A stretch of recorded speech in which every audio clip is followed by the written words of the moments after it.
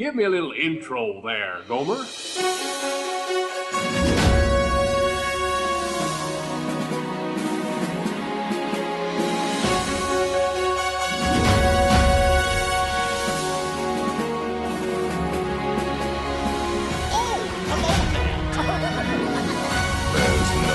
turning back now.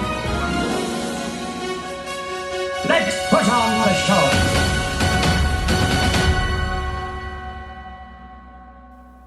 You are listening to the Station 71 podcast. My name is Mario, and this week I'm joined by my co-hosts, Beth? And Brian. Let's just dive into the news this week. I can explain what our topic is later. There's no way I can get into that without, diving deep. So first up, we have on our news that a list of long-lost friends are appearing at Mickey and Minnie's surprise celebration at Magic Kingdom.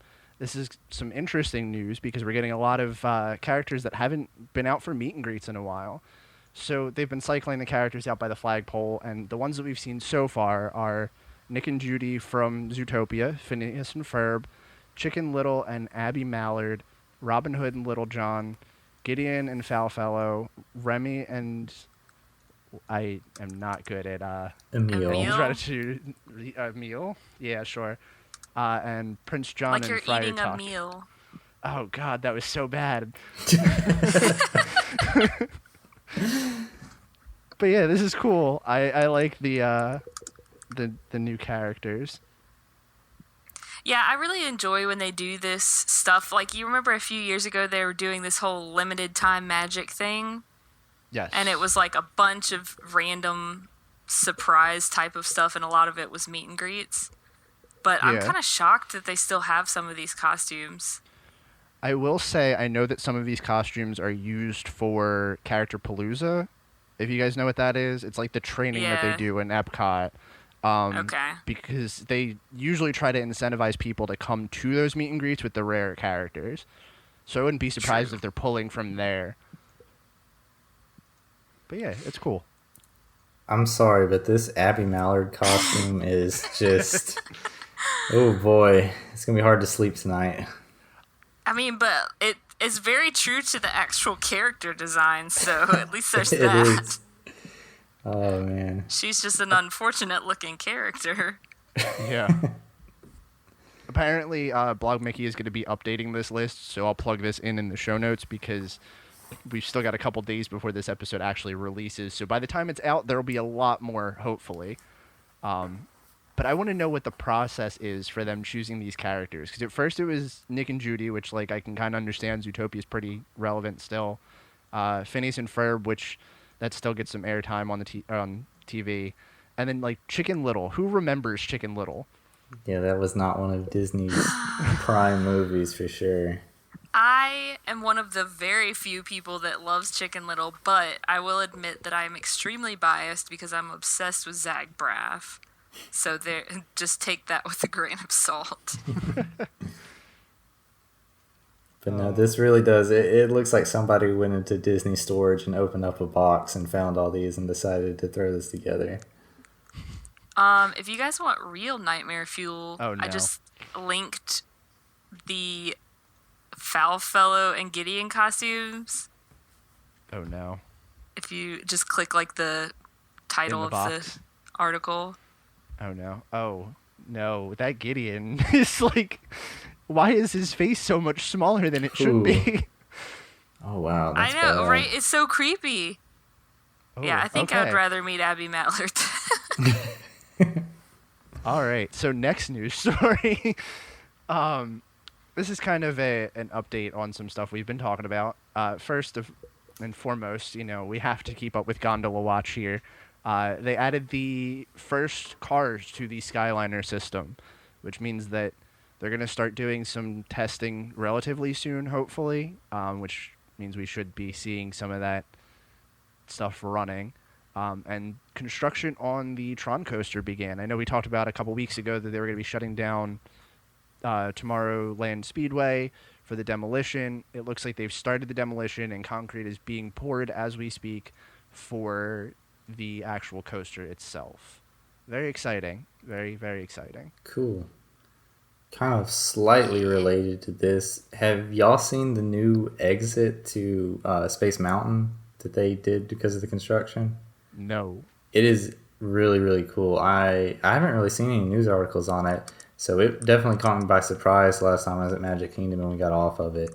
So the walkway doesn't move anymore, but you still go through that part. And at the end, there's this weird, like, very modern looking kind of like switchback walkway that you walk through, and then there's like this, I don't know how to describe this, like a giant ball pit, yeah, with the like silver, it looks like ball pit balls in it. So I found pictures, kind of. It doesn't show the ball pit balls, but if it's what I'm thinking, there's another spot on Disney property that uses something similar.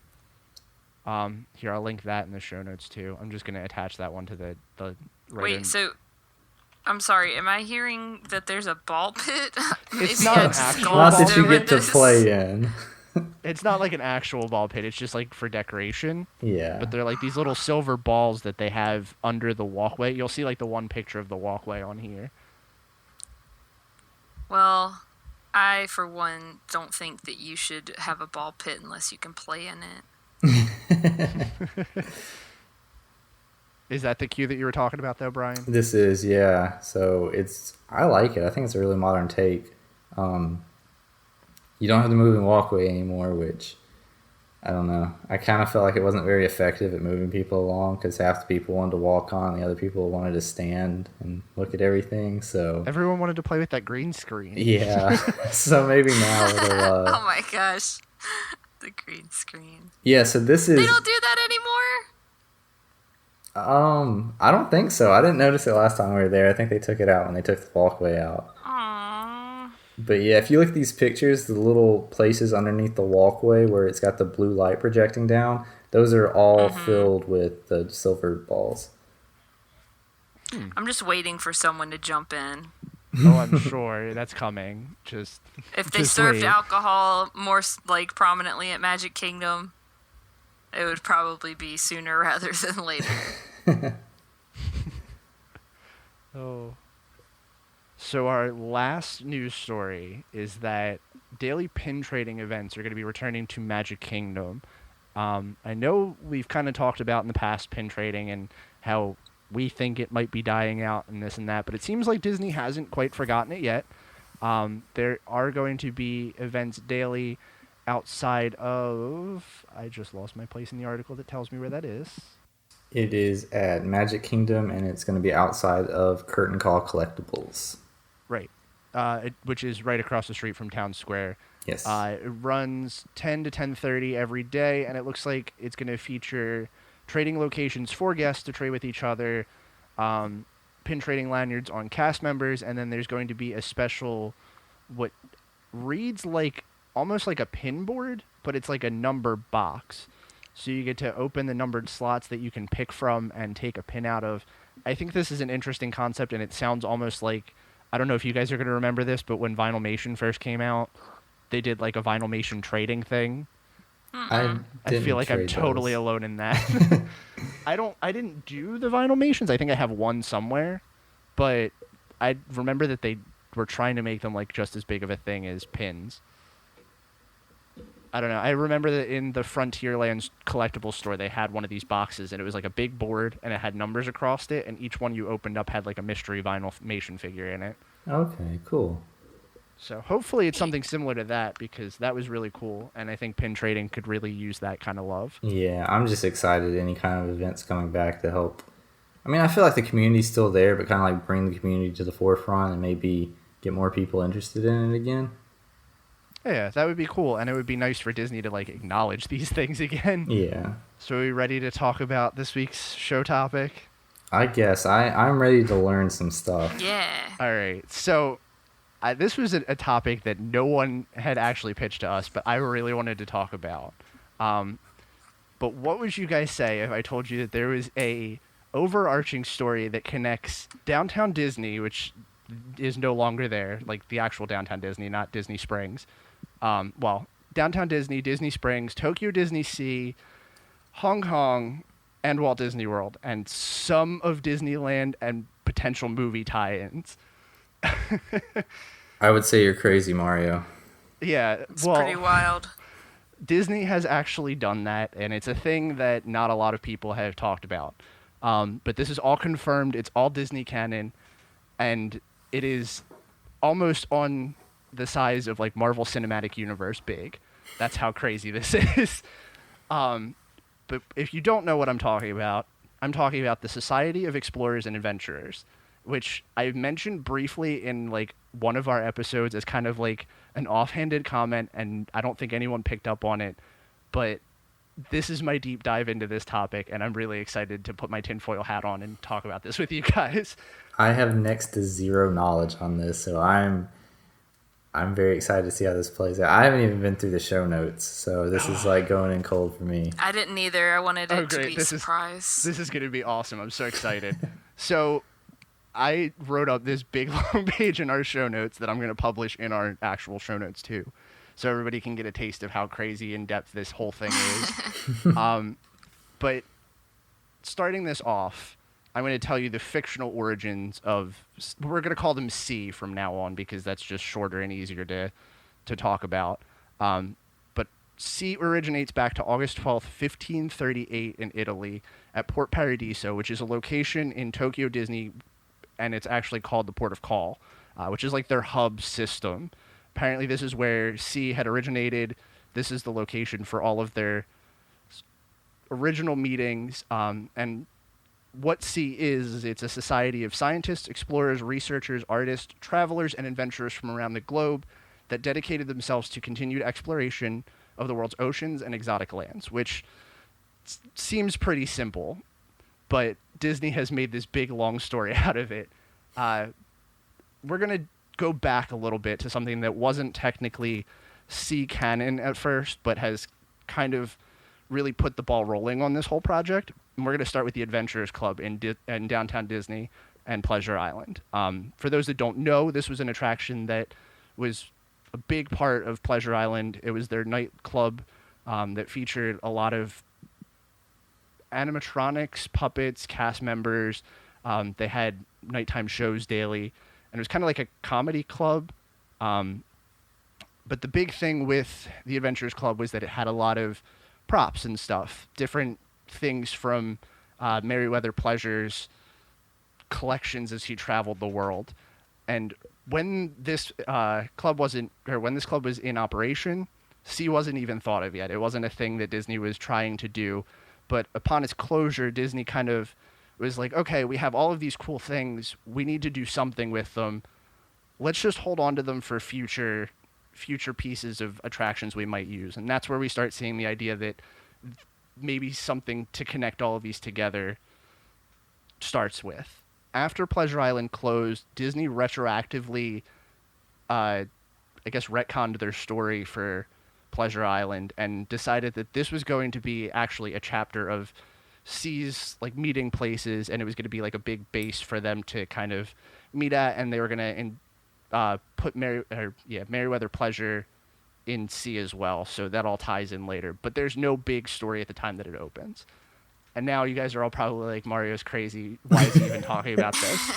We see the downward spiral begin. I promise that it gets better than that, because when Tokyo Disney Sea opens, which ironically Tokyo Disney Sea and Society of Explorers and Adventurers, the acronym is C, is just, that's a little weird for me, but there's no like, I can't find that that's the reason why they named it that, but Tokyo Disney Sea is like the big hub for all of this stuff. But this is the first time that we actually see the Sea logo in the park. And it starts with the attraction called the Fortress of Exploration. This is the attraction that's housed inside Mount Prometheus in Tokyo Disney Sea, which is the giant volcano. And it's essentially this park's version of Tom Sawyer Island. Basically what it is you walk through this, I guess it's a building. It's 10 exhibits on 4 different stories. And the attraction itself is like big walkthrough interactive puzzles. And when you go in, you're actually handed with a map that says, "We the Sea are dedicated to gathering of newfound knowledge so that you..." Oh, hold on. I apparently typed this without looking because there are so many spelling errors in here. But it reads, "We the Sea are dedicated to the gathering of newfound knowledge so that you may join in our endeavors. We have created the Fortress of Explorations. Within this citadel on its waterfront, you can witness firsthand the progression of our explorations and research. Our quest is never-ending, and our hope is that you will return here often to embark on your own adventures of exploration, romance, discovery, and innovation." There's also a plaque outside that says, "We, the members of the Society of Explorers and Adventurers, herewith establish Explorers Landing in order to promote the sharing of nautical and scientific knowledge for the world of exploration." So this is where like that actual word sea starts making an appearance, and apparently the whole plot of this attraction, because I've never actually been to Tokyo Disney Sea, so everything that I'm going off of here is like stuff I've read online. But apparently the whole like through line of that attraction is that you're trying to solve these puzzles to essentially become a member of this society. And Cool. so it, like look up this attraction. It's not something that I would have thought to look up for Tokyo Disney Sea, but I'm watching the video and listening to you talk, and I'm already obsessed with this. It is so beautiful. Like everything over in Tokyo Disney Sea is like breathtaking, and I need to go to Tokyo before I die. Like that is now on my bucket list. But one of the parts of this attraction is called Explorers Hall, and it references some great explorers which may have possibly been members of the society, but it's not confirmed. I just thought this was kind of cool that they're here. Sir Francis Drake, Leonardo da Vinci. I'm just going to skip over most of these because I'm sure everyone else is not going to know who they are, and Magellan. Which actually You don't think people know who Magellan and I said Magellan. Da Vinci are? No, I said Da Vinci and Magellan. Oh, I thought you said I'm going to skip over most of these because they don't know who Da Vinci and Magellan are. And I was like, there are people that don't know. Okay, sorry, I misunderstood. It's okay. I said I'm going to skip over most of these because I don't think everyone's going to know who everyone else is besides Da Vinci and Magellan. Which actually... That makes more sense. Yeah. So funny enough, the next tie-in is right next door to Fortress of Exploration, and it's called Magellan's. Actually, I think it's inside of the attraction. I'm not 100% sure on that because, again, haven't been to Tokyo.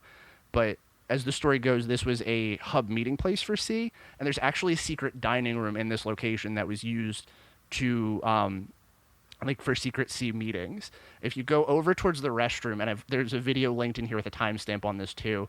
If you go in the restrooms, there's a bookshelf. Or not in the restrooms, but right in front of the restrooms, there's a bookshelf. And there's... I was about to say, which restroom?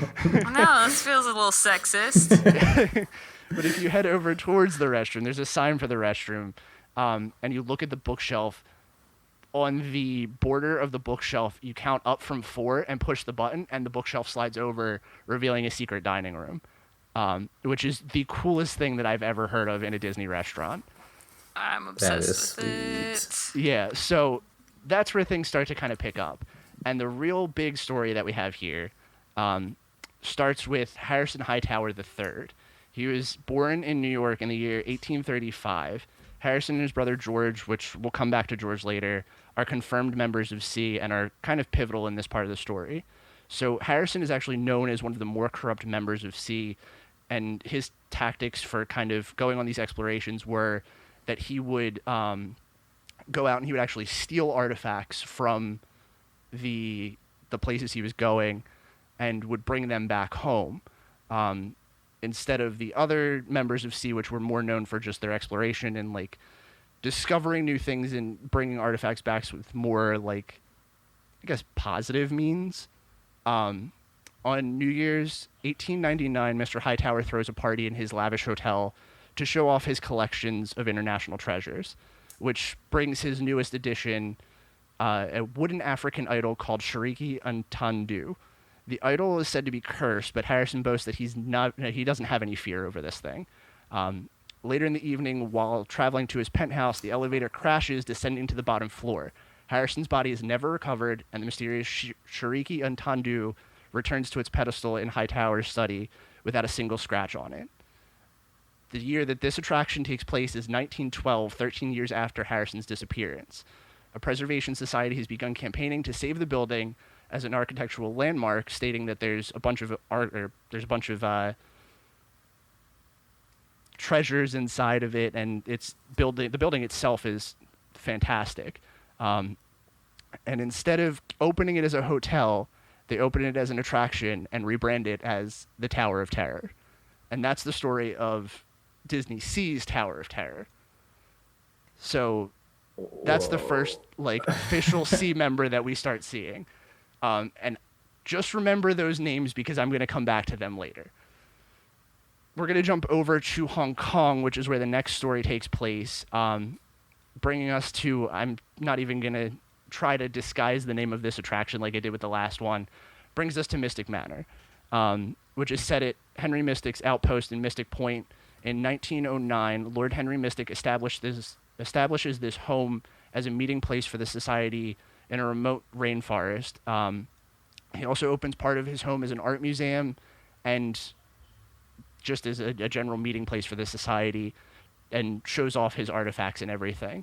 The attraction itself is pretty much just a tour through his house. It is confirmed that he is a Sea member because there are several references in this attraction, and there's pictures of him with other members that we'll talk about later. There's also a restaurant near Mystic Point called the Adventurers Club, which is a big thing that we'll again hit on later. So already starting to unravel this thread here. But the coolest thing that I found while looking into Hong Kong Disneyland is that Hong Kong Disneyland actually takes Halloween a lot more seriously than the American parks do. It's more closely related to Halloween Horror Nights. Like, they actually have horror mazes and stuff in the Disney park, which is unbelievable, yeah. And one of the mazes specifically in 2014 was called Horrors of the Amazon, and featured an adventurer named Jonas Brisbane, who actually wanted to join the ranks of Sea, and that is also confirmed. Another attraction that gets a major overhaul, and this is really funny, but another attraction that gets a major overhaul during Halloween is the Jungle Cruise. And this is actually called the Jungle Cruise Curse of the Emerald Trinity. The overlay features the story of George Reed, who is a respected member of the society, though his means are more similar to Harrison Hightower, where he's respected, but he's corrupt. Apparently, through his journey, Henry Mystic actually decides that he's not a good fit for the society and votes to kick him out. George Reed is relieved of his title as a member of the Sea, and he goes on this expedition through the jungle to come back with this super mystic and elusive item called the Emerald Trinity. The Emerald Trinity is a set of jewels that's located at a temple deep within the jungle called the Temple of Immortality, and it's said that immortality is the prize for receiving one of the stones, but a fate worse than death is the penalty for failure. Upon arriving to the altar, we find that 2 of the stones are missing, and we later arrive at Reed's camp, where through closed tents we see the jungle reclaiming the stone and Reed being killed. And it's later revealed that our skipper has the second stone. The stone is later taken back by the Tiki gods, and a voice tells us that we're going to be punished for our skipper's actions. But fortunately, we evade death, and that is how the overlay ends. Crazy. This Very is crazy. starting to This get is insane. wild. So hold on, it gets worse, because wait until I get to the stuff that's not totally confirmed. Worse Actually, or better? worse in a weird way. Like, Oh. actually, it starts to get kind of weird here. We're going to jump to the American parks. So we get to Disney I World. would get weird in the American parks. Of course. So in 2013, Big Thunder Mountain goes under a overhaul, which in turn gives us a full new, newly realized backstory, which includes Sea members Barnabas T. Bullion and Jason Chandler. A couple other things about this are unconfirmed. The only thing that is confirmed is that they are both members of Sea, and that Marvel's 2015 Big Thunder Mountain comic books actually should have confirmed this. The funny thing about this, though, what? I have that comic book. Now you but have I to just go back haven't and you have read to look yet. for it. I'm so glad that I have it now. So you want to see something weird? Disneyland is supposed to get this land inspired by Jules Verne's stories called Discovery Bay. The actual prominent story about Discovery Bay featured Jason Chandler, and he was supposed to play a big part in this land, and it was supposed to be there were supposed to be a lot more Seas tie-ins here. However, Star Wars Land is taking its place, so we'll never get that story fully realized. So, to make things even more weird, our next stop is Typhoon Lagoon. Okay, why not? Oh. So in 2016, Disney announces that they're going to do a massive expansion on Typhoon Lagoon, which adds a new story featuring a sea member called Mary Oceaneer. This character was actually created for the Disney Cruise Lines and is a member of Sea. There's plaques around the attraction that actually have the Sea logo, which is an S with the E in the top part of the S and an A in the bottom of the S. So this attraction actually marks the first official attraction to feature Sea, and it's going to also mark the first audio animatronic figure in a water park, which is super not important, but I wanted to plug that in there. But this, I haven't even named the attraction. This is Misadventure Falls. So the story goes that Mary's a seafaring adventurer whose treasure haul was caught up in the storm, and her treasures were scattered all over the island. There's also theories that her boat is the one that crashed on Typhoon Lagoon, but that's not part of the actual like Disney Sea canon. So we're going to just avoid that for now. But the interesting thing about Mary Oceaneer is that she's the founder of the Oceaneer Labs, which is the kids club on the Disney Cruise Lines. And in all of the Disney Club cruise lines, there's references to both Harrison Hightower and Henry Mystic in like letters that she's written to them and different plaques around the kids club. So tie-ins are starting to come in now. Wow. Yeah, so to go a little bit further, Jungle Cruise and the Skipper Canteen are added into this lore in 2015 when the Jungle Cruise is expanded for the construction of Skipper Canteen. It was decided that Albert Falls, originally just a joke for the Skippers, is actually going to be a Disney canon character, as Dr. Albert is a famous explorer that is known for his navigating skills around the jungle and his sense of humor. His notable discoveries are Schweitzer Falls and the Backside Water, as we all know. So he opens his home, which ends up being the Jungle Navigation Crew Skipper Canteen, as a way to entertain members of the sea. And there's also a hidden sea dining room located in his library, which is the Adventurers Room in Skipper Canteen. At a young age, his granddaughter Alberta was sent to live with him, and after his passing, Alberta takes over and runs the first Jungle Cruise in 1931. What's interesting about the Adventurers Room is that it features photographs of other Sea members on some of their adventures, some of which we haven't actually seen yet in the canon, so that leaves room for Disney to open these up to new stories. And this story is actually canon for both Disneyland and Walt Disney World's Jungle Cruise, even though Disneyland doesn't have a Skipper Canteen. This is like the only reference that I had ever heard of Sea before you, I guess, decided on this topic, which made me super intrigued, and I'm like really glad that you decided to go more in depth. Oh wait, because this next one is my favorite part of this whole theory. So the last piece of American Park Disney Sea lore that we get is in Jock Lindsay's Hangar Bar. The story of Jock Lindsay's Hangar Bar is that Jock and his associate flew over Disney Springs while in search for the Fountain of Youth, and Jock loved the crystal clear waters of Disney Springs and decided to take up residence there. It was here that he also opened his home to other Sea members and hosted them on their travels. You can find letters, photographs, and references to Sea all over the Hangar Bar. But what's interesting about Jock Lindsay's Hangar Bar is that his associate is Henry Jones Jr. or Indiana Jones, meaning that Indiana Jones canon is tied into the Sea universe as well. Oh my god. Wow. Yeah, so crazy enough, we're getting a Jungle Cruise movie, right? If there's reference to Sea in there, Disney could be opening themselves up to a Marvel Cinematic Universe-sized park cinematic universe. This is crazy. Well, let's get into some more stuff, because there's one more expansion that I have to talk about before I dive into some of the not possible, or not confirmed, but possible references to Sea. So this last one is a tie-in to the expansion of the Enchanted Tiki Room called Tropical Hideaway. There's not a lot of major Sea references here, but the most notable one is that outside of the restaurant, there are oars that are marked with names of Sea members like H. Hightower, H. Mystic, and one name that comes up Camilo Falco, which is later confirmed that she's going to be the main character in Disney Sea's version of Soarin' called Soarin' Fantastic Flight. But the whole purpose of this building was to tie in Enchanted Tiki Room, Indiana Jones, and the Jungle Cruise to make Adventureland and Disneyland make more sense.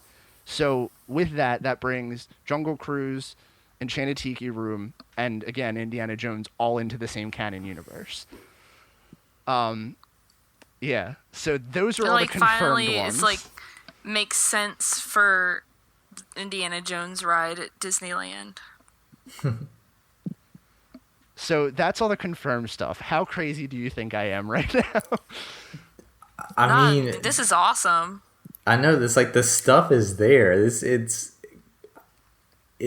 crazy, but it's like a lot of the stuff. It's like it's there for you to put together. I've just never put it together before. Right. Now here's the funny thing, and I hope no one's read these possible but not confirmed ones yet. I see someone in here in the show notes, but there's one in specific that I don't want anyone to know about yet. Oh, I'm in it, but I haven't read, so I'll scroll up. So, all right, the first one that we have is the Raging Spirits attraction in Tokyo Disney Sea. This one, there's no story connection here, but inside of the Haunted Mansion Tower of Terror in Tokyo Disney Sea, there's murals of Harrison Hightower with the actual stone busts that are a part of the outside of this attraction. So it's confirmed that they're set in the same universe, but there's no like continuity between the stories. So that's kind of cool. But this one's a little far-fetched, and I kind of think it's funny, but I don't have any hope in this basket. Outside of Misadventure Falls, on the actual sign for the ride, there's some hieroglyphics that are under the attraction that look similar to those seen in Atlantis, which means that Atlantis could technically exist in this continuity as well. Whoa. Oh, yeah. I would love that. Once I finish this up, if you look at the link, it's the third one down, it says Disney Wiki photo. Click on it and tell me that they don't look like the hieroglyphics in Atlantis. Because like I kind of doubted it when I read that at first, and I looked at it, I was like, no, they exist. That's the thing.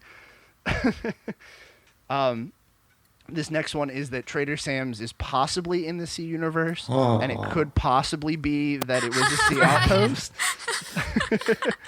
That was like my internal reaction.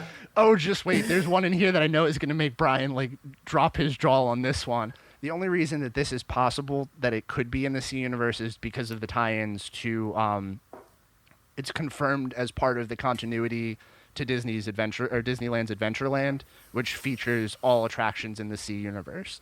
So there's like a fan theory going around that it is like a U.S. outpost, but that's not 100% confirmed. And it could possibly be similar because of the artifacts and stuff that are in Trader Sam's as well.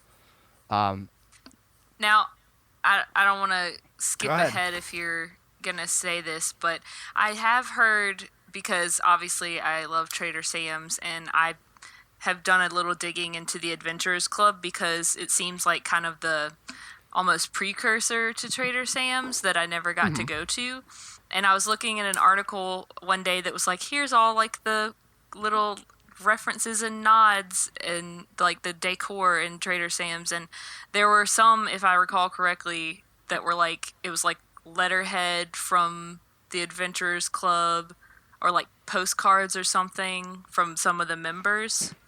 That's like the major thing that could tie it in, but Disney hasn't outright said it. Like a lot of these other things have actual like sea letterhead and like signs that point to that, but while in Trader Sam's has the Adventures Club stuff, it's never actually like Disney's never outright said it. That's why I threw it in here. But Gotcha. That is a thing. That is a thing, and I will back you up on that.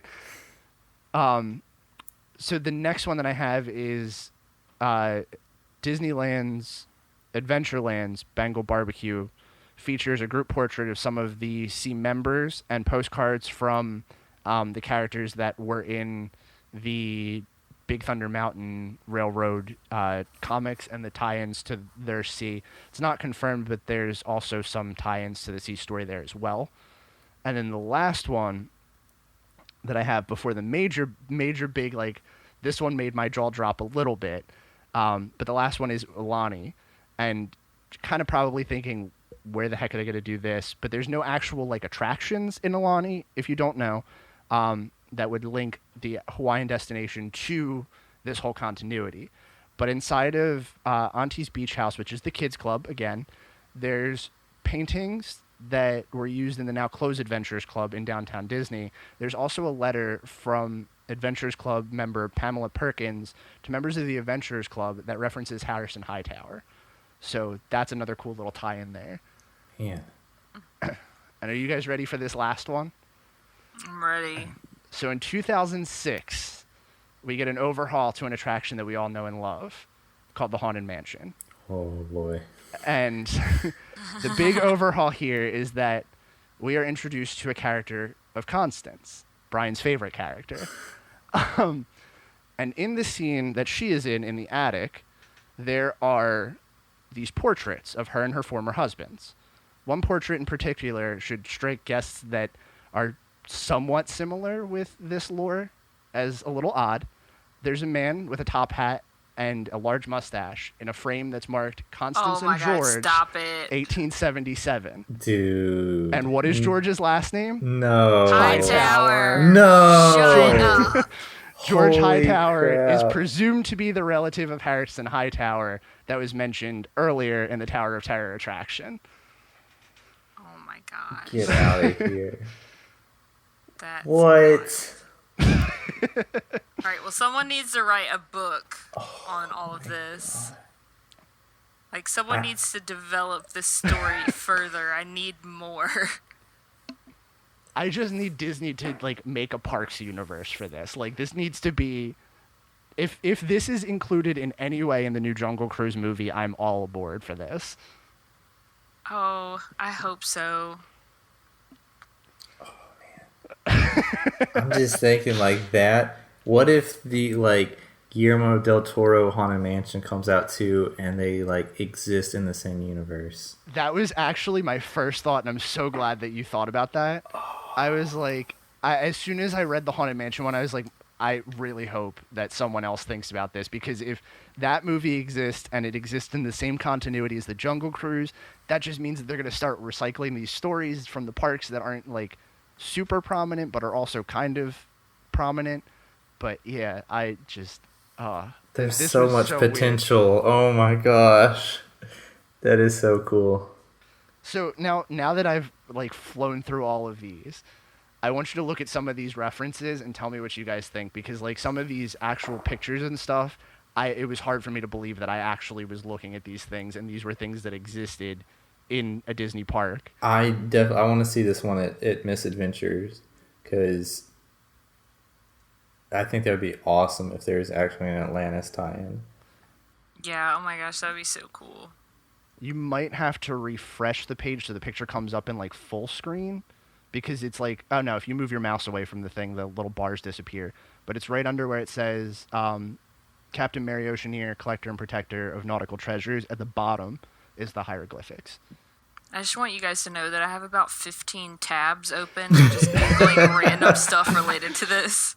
This was how my entire day yesterday was spent, like looking up all of these things for C, and I swear Google Chrome must have thought I was crazy for all of the tabs I had open. Yeah, I would say that is very Atlantis-esque. Yeah. Wow. Oh, man. The worst part about all of this was that as I was going through and like digging through all of these things and like pulling all this stuff out, I was like, there's no way that exists. Looking up a picture, oh my gosh, that exists. Going through the next line, oh my gosh, that exists too. This is so cool. Like, just to think that all these Imagineers have like made this crossover over all this time and over all these parks around the world. Like, this is crazy. And that's the weirdest thing. Like, I wonder if this is like a pocket thing for Disney. Like they keep it there, and then like if they can't think of something to do with it, they're just like, oh, let's throw another little thing in here. Because one of the things that I was finding was a lot of the reasons that the first couple attractions opened, like for example, Tower of Terror, Twilight Zone isn't a thing over in Tokyo. So when the I mean, Imagineers... it's not a thing now either. Well, I mean, it's even less of a thing over there. Like, they just don't care for it at all. I mean, at least here we have, I think, Twilight Zone is on Netflix, and it was a thing when it opened. I think it is. I'm not sure about that. Don't quote me on that. But in order to, like, appeal to a wider audience while also, like, keeping an attraction that people love, they were like, let's just do a new story. And if you look at the actual, like, ride-through videos and stuff, because I watched a lot of those on these attractions, it's very similar, and you can see a lot of the, like, where they were going and, like, dropping this attraction here, but then they do their own spin on it, so much so that it, like, it makes sense that it's its own ride. And the same thing with Mystic Manor. One of the comparisons I heard was that since, like, spirits and spiritualism are so prominent in Hong Kong culture, they couldn't actually open a haunted mansion because that would just be a little insensitive to the culture.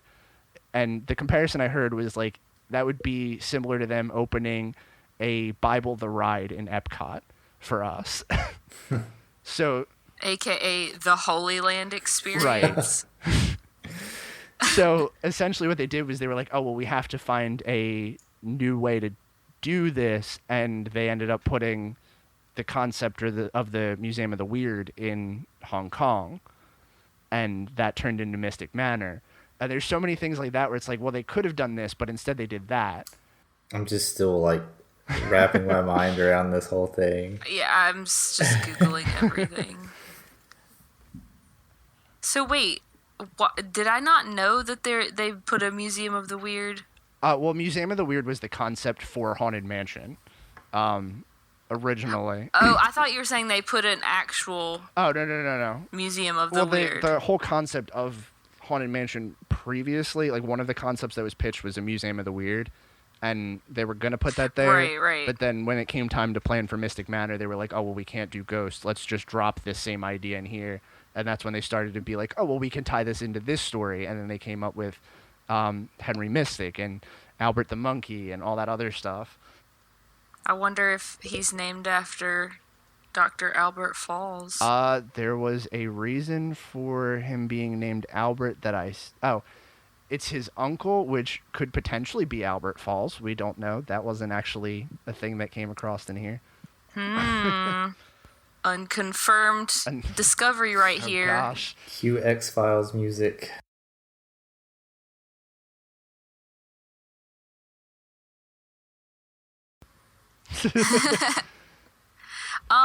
Side note, I remember back at the very beginning, you said that the origin of C was in Port Paradiso. Yes.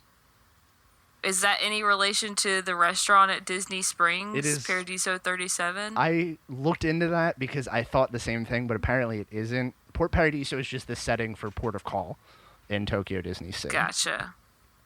So that was just a little, like, I wish it was related, but it's not. This whole thing, just every time I think about it, I'm like, I can't believe that this is actually a thing. I mean, it really is pretty mind-blowing how interconnected all these little snippets are. I love this. I love a good universe. Mm-hmm. The thing that, like, caught me off guard the most was when I started finding stuff about our parks, because, like, I know we've said it before, but it's that weird thing where, like, we've gone to the park so much, we've researched these things so much, and then you start to realize that there's more that you don't know about. Yeah, and who put this together is the thing that, like, who finally put all these pieces together and realized all this stuff? This is, I can't imagine. Someone who still has magic in their heart. And I love them for it. The thing that gets me about this is it proves that Disney's not done with original stories. Like, that's the one thing that I kind of wanted to talk about with this. Because they're still going on with it, like, especially because we just got Tropical Hideaway in Disneyland, and that's a part of the Sea lore. And then this new attraction that's coming to Disney Sea for their Soarin' is supposed to have tie-ins to it as well, with that character that's confirmed by the oars in Tropical Hideaway. So that just proves that Disney's not done with original stories. They may just not be as prominent as we thought they were. So I'm looking at an article. that has a bunch of details of Trader Sam's. And apparently there is like a little note that is also related to Indiana Jones. Is it really? What does it say? I will send you the link. It's just like, it looks like kids' handwriting. It says, "Hi Sam, Trader Sam. Dr. Jones said to give this to you. He trusts you to destroy it so it not hurt him anymore. Thank you." But I don't know what it doesn't show what it's referencing, I don't think. I don't know. But yeah, there you go. Another little thing. Yeah. We're just like unraveling this even more as time goes on. Oh my gosh, I know. I just saw that thing that you were referencing, and wow. There's also a postcard with a picture of Mount Mayday, which is apparently the icon of Typhoon Lagoon in Trader Sam's. Yep. Yeah, with the Miss Tilly shrimp boat. I'm sorry, did you already say that one? No, I didn't say that was in Trader Sam's, but I scrolled down and I saw that as you were saying it. I was like, oh, that's there too. We're really trying to put Trader Sam's in this continuity. I need it. I'm just going to go to Trader Sam's and like stare at the walls and unravel more mysteries. If you go to the wiki page for Society of Explorers and Adventurers, it's pretty much just like the same thing that I went through. Like, there's so much stuff on here, and I was like afraid I was missing something because there's just so much stuff. So awesome. Okay, so how do I become a member? You go to Tokyo Disney Sea and explore the Fortress of Exploration. Done. Next trip. There we go. Before we bounce off of this subject, go look at the pictures of Fortress of Exploration, because like I really want to talk about how beautiful this attraction is. I don't think I actually linked the pictures in there. There's a video in there, but if you look up pictures of it, it's like, why can't our Tom Sawyer Island be this cool? All right, Yeah, I watched I the video, but I'm gonna go check out some photos as well. Whoa, Oh my gosh. Yeah. this is crazy. Yeah, we need something like this. You know, and the way you're describing to me, like when you're doing all these things and trying to discover the clues, go to the next thing, it sounded a lot like Pirates League to me, but like obviously taken to the next level. All the articles that I was reading about this were saying that this is actually like, it's in a land, but most people would consider this actually like its own land with all of the stuff that's inside of it. Mm-hmm. Like, this is just so crazy and in depth. Wow, This is so beautiful. so much detail. Yeah, I did not think that I needed to see Disney Sea as much as I did until after. No, but it's looking like all of this stuff. anytime I see a new picture from it, it's just it's incredible. So, which ones or which tie-ins here were you guys either not expecting or were just like, obviously the ones I think in the U.S. parks were like probably the most mind-blowing, but like which ones were you guys most excited about? Well, I think Haunted Mansion got me just because it already has its own, like, you know, story that's tied into other stuff around the land, and so for it to also be tied into this, like, that just blew my mind even more. Yeah, and plus it's just like, maybe I'm imagining this, but I feel like George Hightower, like the name is in, like it's in Haunted Mansion somewhere, like the words George Hightower, right? I couldn't find that, and I had the same thought that you did, but if you Because look as up, soon as you said it, I was like, oh my god, Hightower. well, if you look up George Hightower, it all points to like the Haunted Mansion, and it points to that same exact thing. But I couldn't find an actual picture of like where it would reference his name. Well, I have a new mission tonight. If any of our listeners catch that before anybody else, like, please let me know, because... So I guess with all of that, we can move on to our listener feedback, unless you guys had some stuff you wanted to talk about with this. I mean, can we ever really move on from this? I actually I had to stop working on this, and I didn't know if you guys were taking me seriously when I said in the group chat that I felt like the Pepe Sylvia thing. Because I was I had Post-it notes on my computer, and I was like, this connects to that, and this connects to that. Did you have the string on the board I tracing paths? Well, there's a picture of that I found. Oh, but I went deep in this, and as soon as I sent that to you guys, it was they're not going to take me seriously. They're just going to think that I did an episode prep thing on this. But sure enough, here I am. Well, dude, thank you for doing that, because this is just completely blown my mind. Yeah, same. This is awesome. I wish I could find, and the funny thing is there's a lot of other things that tie in all of that stuff, like newspaper articles that were printed for attraction cues and stuff that'll tie them all together in more depth. But I didn't want to go through all of those because that would take up 3 hours, and I thought this was actually going to take up a lot more time than it did. But there's so much detail to this that it's it is definitely thought out, and it's definitely something that the Imagineers really tried to make as big as they possibly could. And I'm hopeful that we'll see more of it, and this isn't something that's gonna die out soon before we get the full story here. Yeah. And I'm calling it first that this Jungle Cruise movie is gonna tie in to this story somehow. I'm very hopeful. That would make me so happy.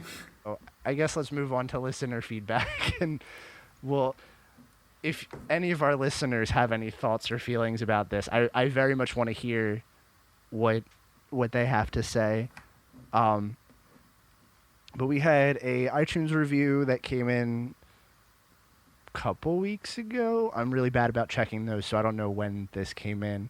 But Mike2 said, recently discovered this podcast, and I'm working through all the episode. Each host brings a unique point of view, and I especially like how much research they put into each topic. So that's great. Thank you, Mike2. We really appreciate the kind words. Yeah. Yeah. Yeah, for sure. Thanks. I think that was it in terms of feedback. I don't think we had any emails or anything this week. Hang on, except for that Instagram one that Brian can't remember. Yes. Oh. Sorry. Send us an email with your question. Something that doesn't disappear after a day. Yeah, if you were the person that tagged us in an Instagram story and you had a question for us like Brian thinks you did. Okay, I'm very, very sorry. I saw it as soon as it was posted, and I was like, oh, okay, I got to make a note to remember to tell everybody to do this. And, okay, I'm sorry, I don't use Instagram that much. I didn't realize that stories disappeared, for good after a day, so Here's the fully intended to go back to it. Here's the problem. We all share all four of us share all of the social accounts. And this is the problem that we face with email too. One of us will open it and then just forget about it.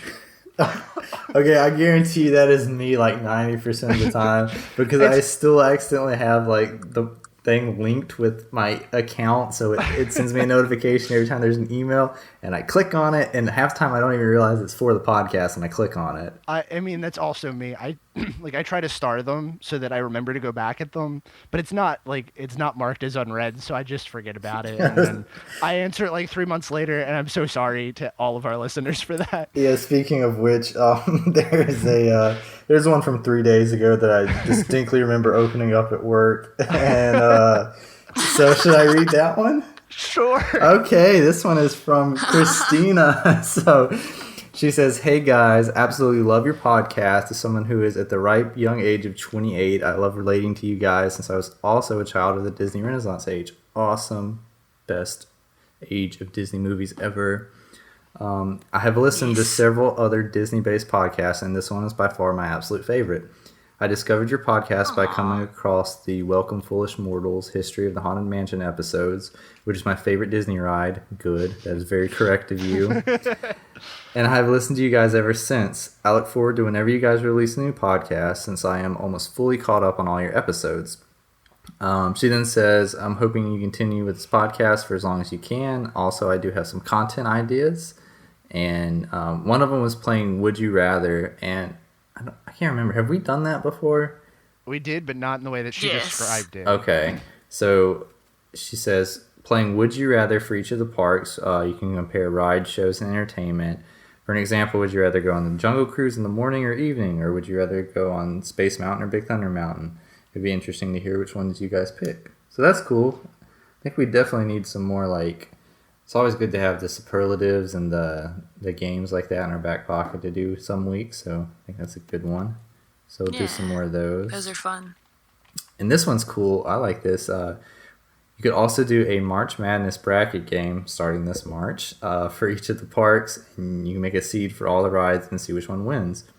So that's pretty cool. Ooh. That is a really cool idea. Yeah, we'll have to do that one. I don't think we'd even thought of that. So so thank you for your email. And also, I'm going to start like tagging these ones when I read them immediately so you guys will see them too. And apologies for anybody that sent an email to us that did not get replied to or read on the show. That was probably my fault. So I will take full responsibility for that. Oh.